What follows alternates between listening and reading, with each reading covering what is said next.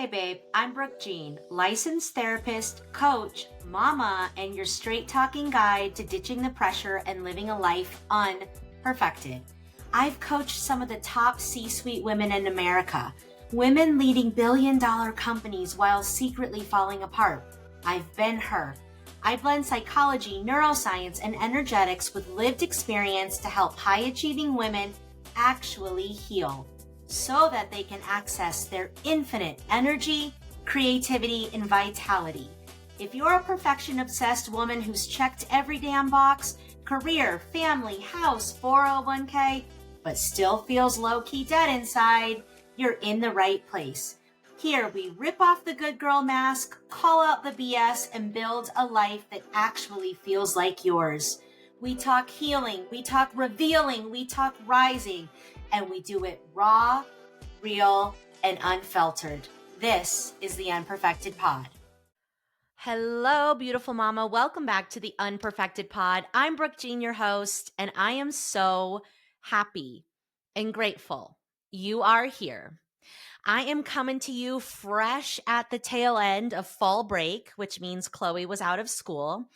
And if you've been following along on my Instagram or my TikTok, you know that I have been shouting out and bragging about my man this week because y'all, he took the week off to take care of the girl, our daughter, and he made all the plans for the fall festivities, the pumpkin patch, the carving of the pumpkins, the making the Halloween cookies. I mean, they're doing all sorts of cool stuff.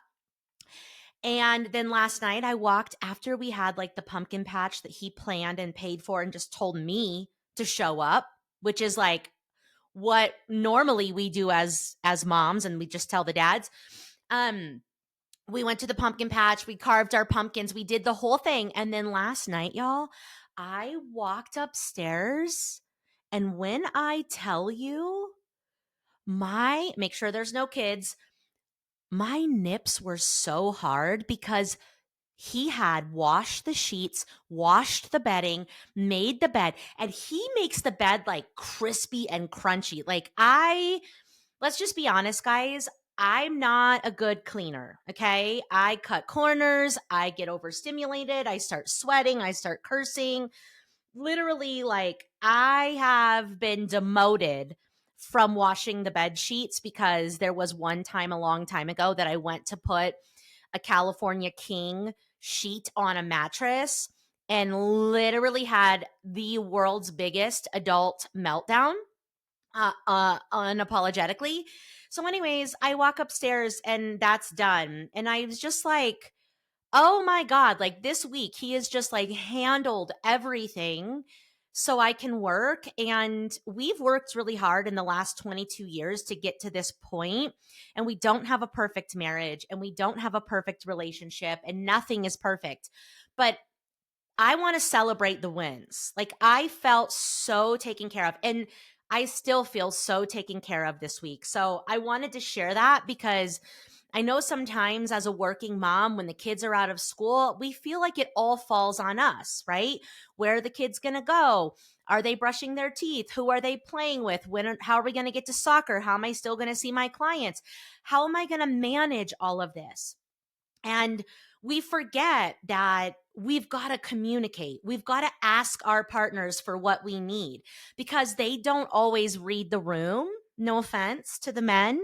They don't always read the room. They don't always pick up what we're putting down. And they do need to be told, okay, what's going on, what we need help with. But in most cases, not all, but in most cases, if you say like, it would really mean a lot to me if you would, take this break off and this break off and run this and do this so I can do this and it would help me feel this. They're like, okay, cool. So I am celebrating that because we have been together for 21 years and this did not happen overnight, but I feel really supported by that man at this particular moment. And so he deserves a celebration. I wanted to jump on and do a solo cast. So the world feels like it's on fire, blah, blah, blah. I've already said that. We don't need to keep looking for the problems. But it is a very interesting time to be alive. And so I've been sharing my thoughts around what the heck do we do during this time? Like, when there's so much chaos and there's so much happening on the news and in politics and blah, blah, sides and division and anxieties, fear, what do we do? And what I've been talking about on the show in these last few episodes is let's zoom out, get some perspective, ground ourselves, go inward, and connect to the truth of who we are, connect to our hearts, connect to our divinity. And from that place, we can start to make decisions about where we go from here and how we live and how we parent and how we lead and how we communicate and all of the things. And so, what I've shared with you guys so far is, you know, I feel like this chaos is an opportunity for us to rise above it and actually remember that we're more alike than we are different, and to start coming together for the greater good.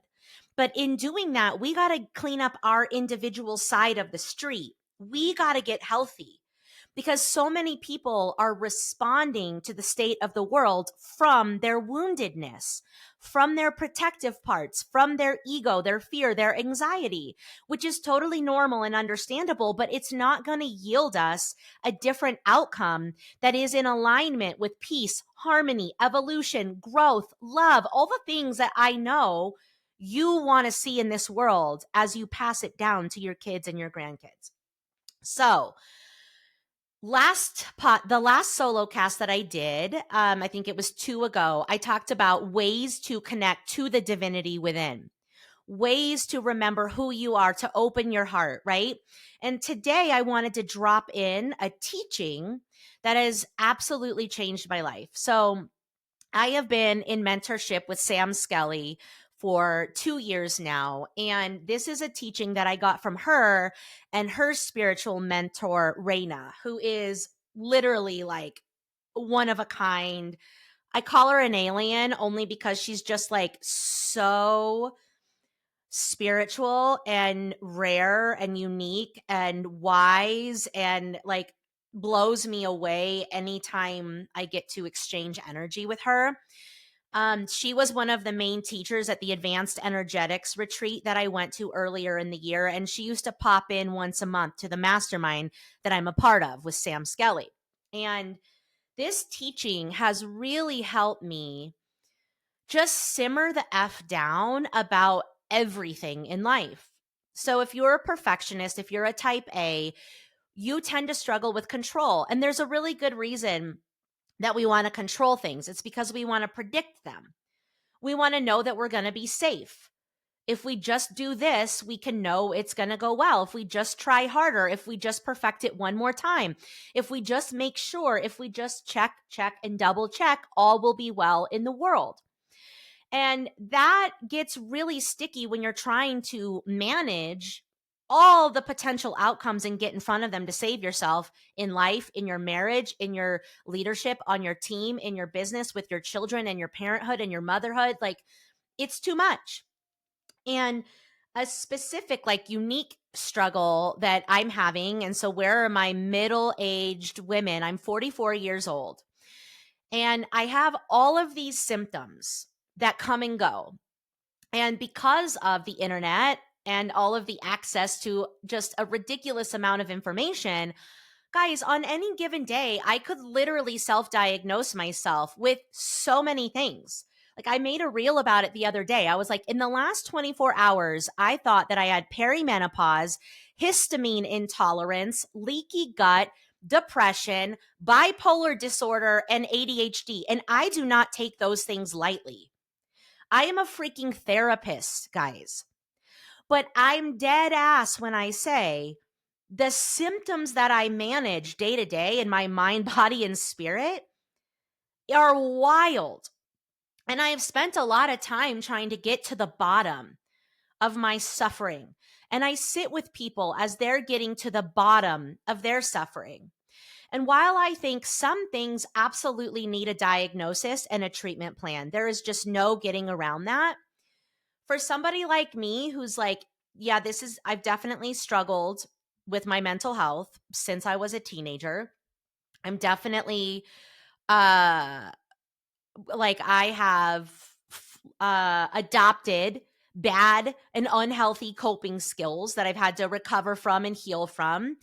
And so it's like, is it my brain? Is it my trauma? Is it my parts? Is it transgenerational? Is it systemic? Is it but diet? Is it, it's like, girl, you could literally chase that rabbit forever.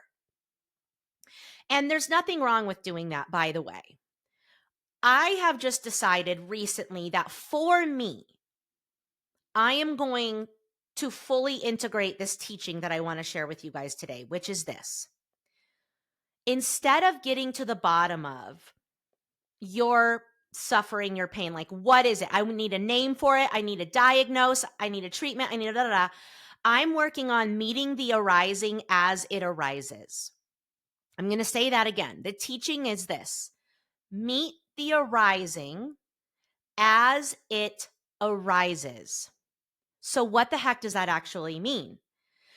It means that each day is a new day. It's a fresh opportunity. It's also a new, energy, a new biochemical makeup. It's like you are not the same today as you were yesterday.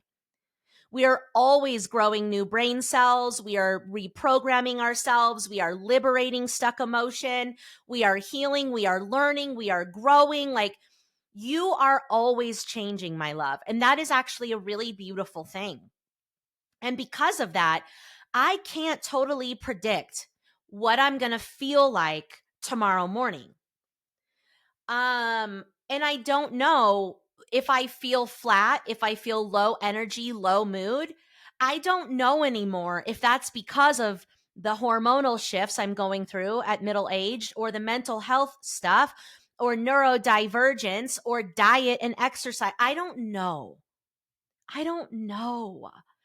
And I'm tired of trying to get to the bottom of it. So, what am I doing?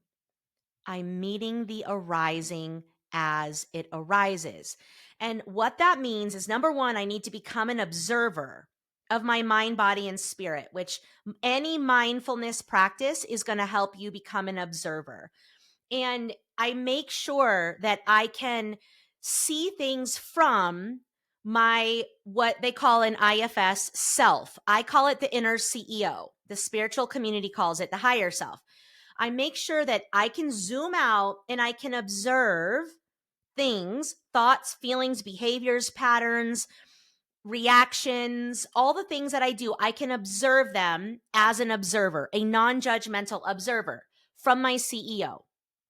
That piece alone is going to heal so much, because so many of us are over identifying with our ADHD, or over identifying with our trauma, or over identifying with our, big feelings, or whatever it is. And again, guys, this is never to minimize your suffering. This is never to undermine your diagnosis. This is simply, I'm sharing my personal experience of having suffered with so many different things over so many freaking lifetimes. And just where I'm at right now is radical acceptance, meeting the arising as it arises, believing that there's nothing wrong with me, and taking care of myself in little ways every single day, showing up for my mental health, showing up for my physical health in a way that feels nourishing and not perpetually shaming. So I wake up in the morning and it's like, well, what's here today? What's here today? What's the vibe? Is it high vibe, low vibe? What's the mood? Is it good mood, low mood? What is it?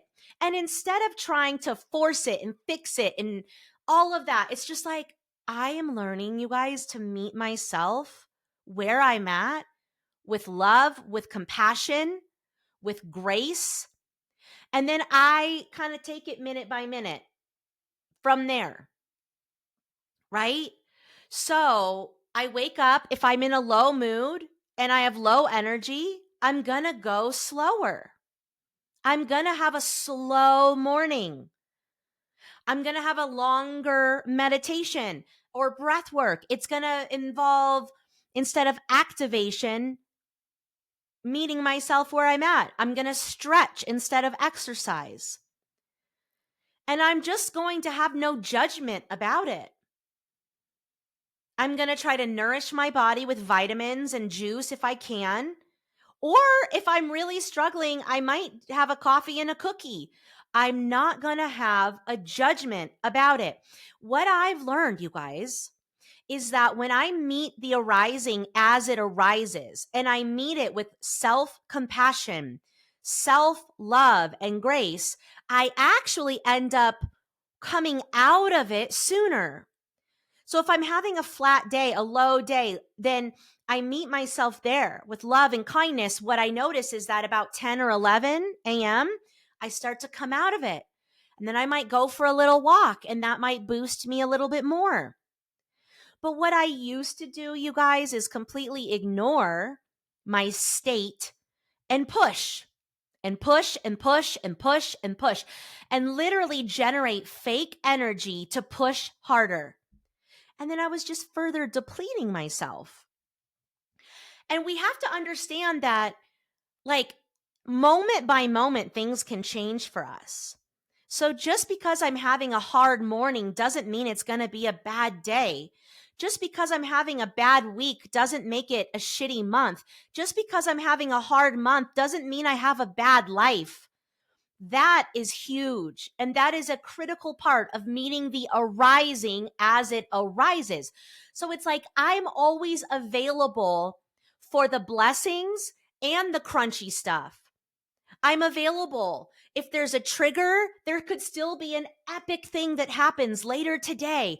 I stay open and I stay an observer. Can you start to feel in your body how, instead of trying to control your feelings and your life, if you can zoom out, take a deep breath, and become an observer of what is, and if there's a trigger or a hard thing coming your way, meet it and use your tools and stay open to the possibility that you're going to work through it and you're going to choose different, and that in an hour you could feel different, because you literally can.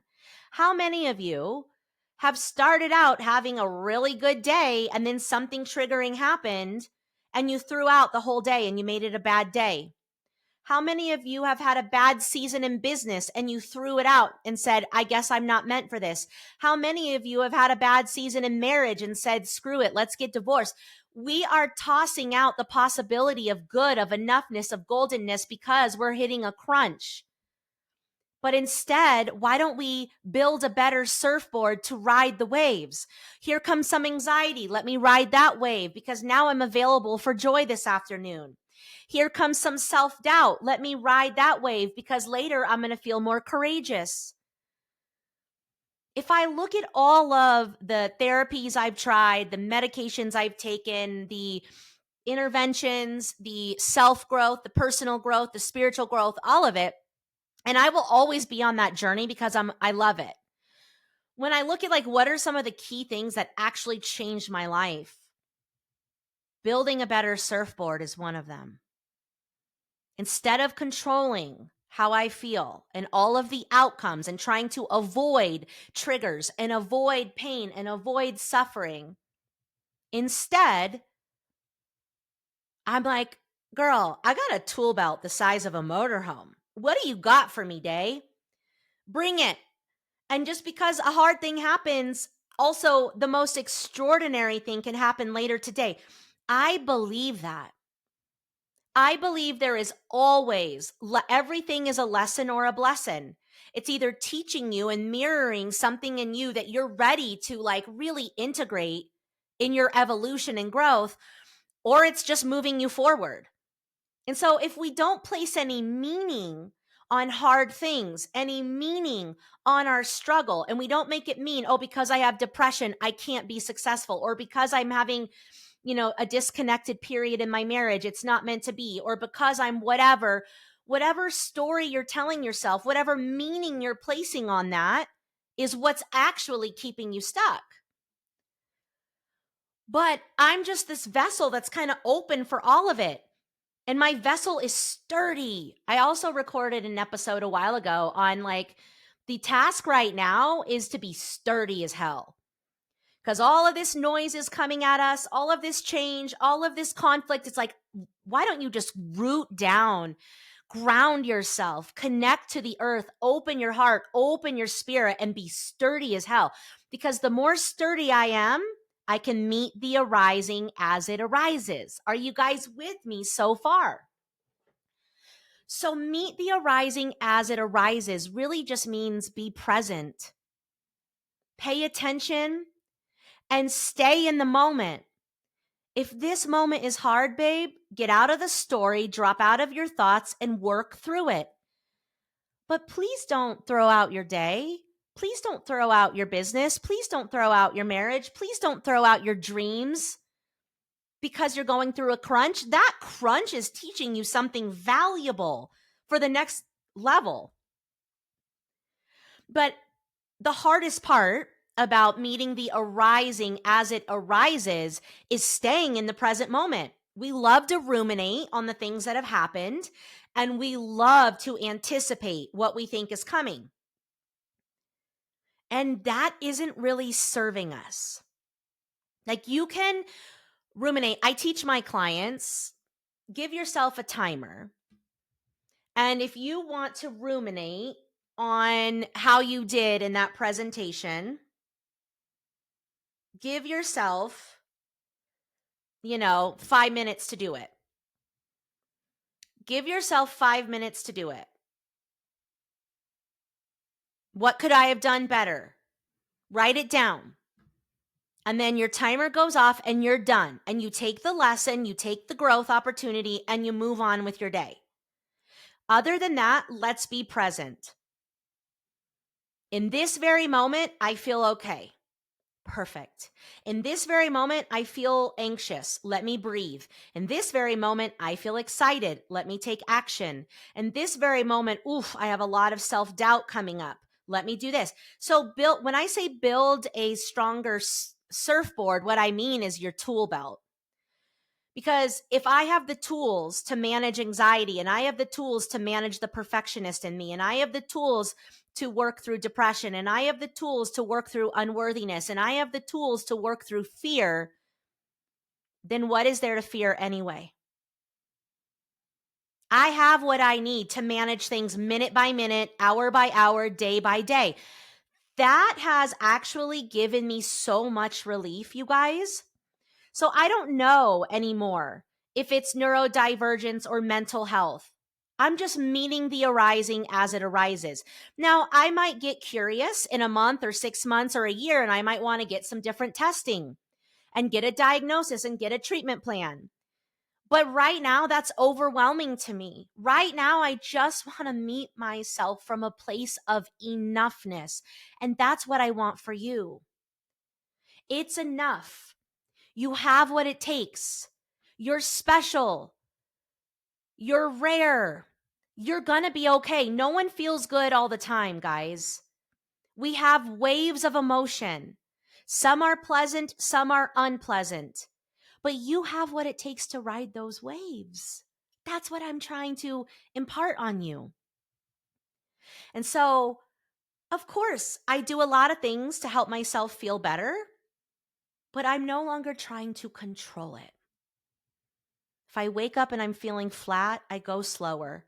And the more I meet myself with love and self-nourishment, I end up feeling a little bit better. And then I can go faster later today. Or if it's a whole day, oh well, I know that I'm going to come back up for air. We were never designed to sprint, sprint, sprint, sprint, sprint. And this is why we're burning out. We were designed to rest, receive, and create. So on those days when I'm feeling really flat, I'm like, well, maybe it's a day that I'm supposed to rest. Maybe it's a moment where I can receive, and I fill up, fill up, fill up. I meet myself where I'm at, and guess what tends to happen? Suddenly I feel like I have a little more energy. I feel the mood is lifted, and then I go and I do the things. And this is hard when the seasons become long. Like when you have, I've shared openly that my summer was a pretty heavy depression summer. And so it was a real test of like, what are the stories I tell myself when I feel flat for 3 months? Well, I tell myself my business is going to go. Nope, nothing bad happening to the business. I tell myself my family, nope, nothing bad. Meet the arising as it arises. We don't have to control everything, you guys. That's just a beautiful part of you that wants you to be safe. You can be safe by trusting yourself that you have what you need to handle things as they come your way. Do you know what's become available for me in life, leadership, and business once I really, truly believe to my core? I have what it takes to handle what comes my way. I can work through the hard things. And the scariest thing for me is my own shame. And y'all, I can sit with my shame and I can liberate my shame. So what is there to fear? Do you know what's become available for me and what I go for in my business and in the vulnerable conversations I have in my marriage and in the way that I feel about myself? Because I'm like, I can just go for it because what's the worst that could happen? Well, I can probably navigate that. What's the worst that could happen? I could fail. I could sit with the shame. I can sit with the rejection. What could happen? I can not get the job. Okay.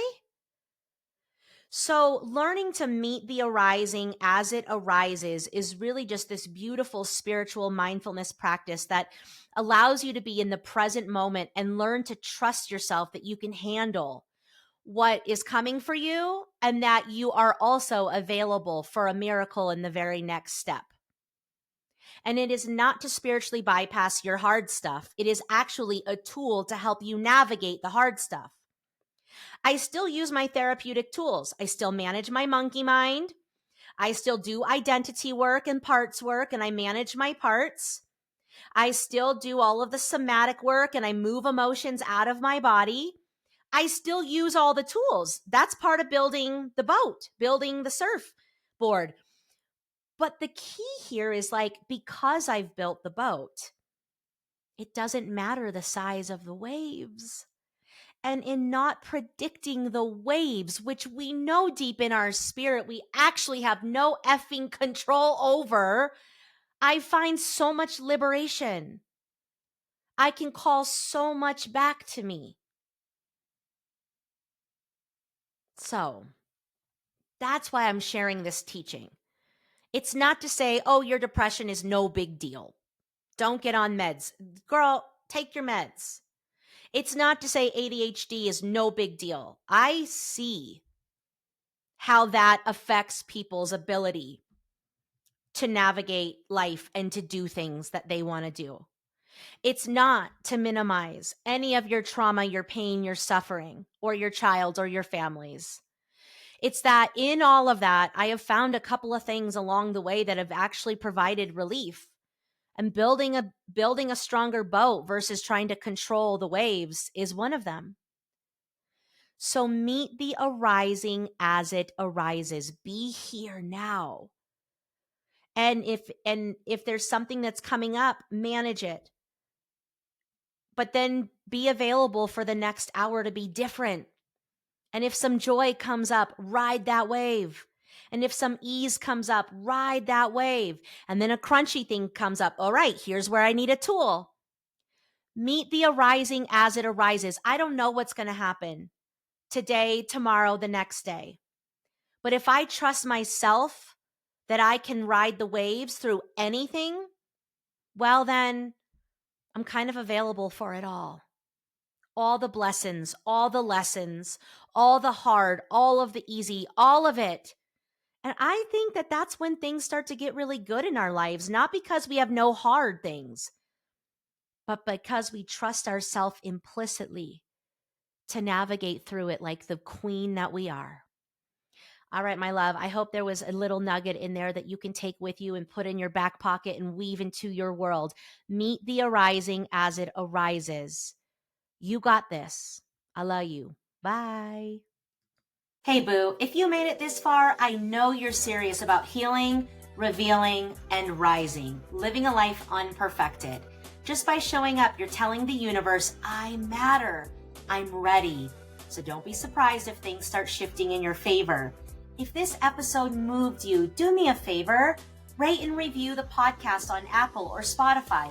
It helps us reach more high-achieving, high-performing women who are ready to stop pretending and start living. And if something really landed, DM me on Instagram at BrookeJeanUnperfected or share a clip and tag me. I want to see what's moving through you. And hey, don't forget, you can watch this episode on YouTube and join my brand new VidMe membership for exclusive content, coaching, and community for only $35 a month. We're not just talking about rising, we're doing it together.